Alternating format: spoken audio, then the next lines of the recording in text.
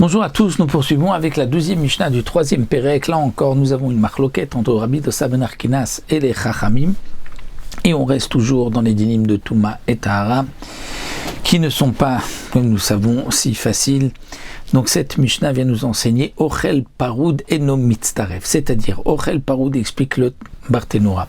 Lorsque nous avons Ochel, des aliments Paroud qui sont divisés. Prenons l'exemple, dit le Barthénora, de noix, d'amandes ou de cacahuètes.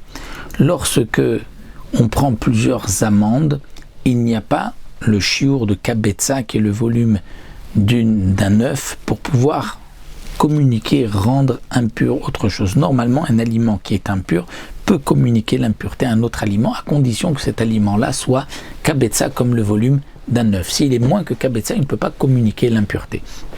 Donc si lui est premier degré de Touma, il ne pourra pas rendre un autre aliment deuxième degré si il ne fait pas kabetza comme le volume d'un œuf.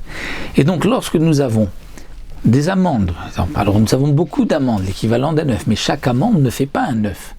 Est-ce que lorsque nous avons plusieurs amandes ensemble elles font le volume d'un œuf, elles sont impures, est-ce qu'elles peuvent rendre impur un autre aliment ou pas?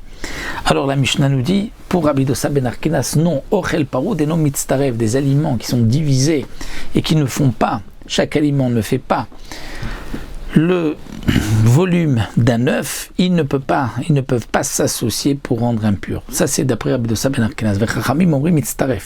Les Chachamim disent ça peut s'associer au chiour de kabetza. Et donc si en tout nous avons kabetza, si un aliment vient toucher ce tas, eh bien l'aliment deviendra lui aussi impur.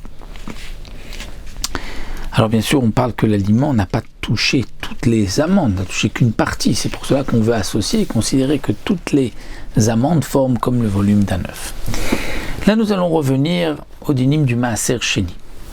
Nous avons déjà vu plusieurs fois que le Maaser Sheni, ce prélèvement sur la récolte qui a poussé sur la terre d'Israël après avoir prélevé la Trouma Gdola, le Maaser Rishon, il y a le Maaser Sheni, un dixième de ce qui reste, qu'on va monter à Yerushalayim. Si on habite loin de Yerushalayim et qu'on veut transférer cette kedusha, cette sainteté sur de l'argent, et ensuite on montera cet argent, cette pièce à Yerushalayim, on achètera des aliments là-bas qu'on mangera dans la kedusha de Maaser Sheni. La Mishnah vient nous dire ici, on peut donc transférer la kedusha du Maaser Sheni sur de l'argent, mais voici le problème si c'est sur un asimon. Asimon, c'est quoi?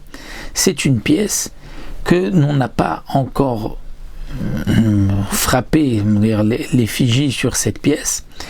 Elle est donc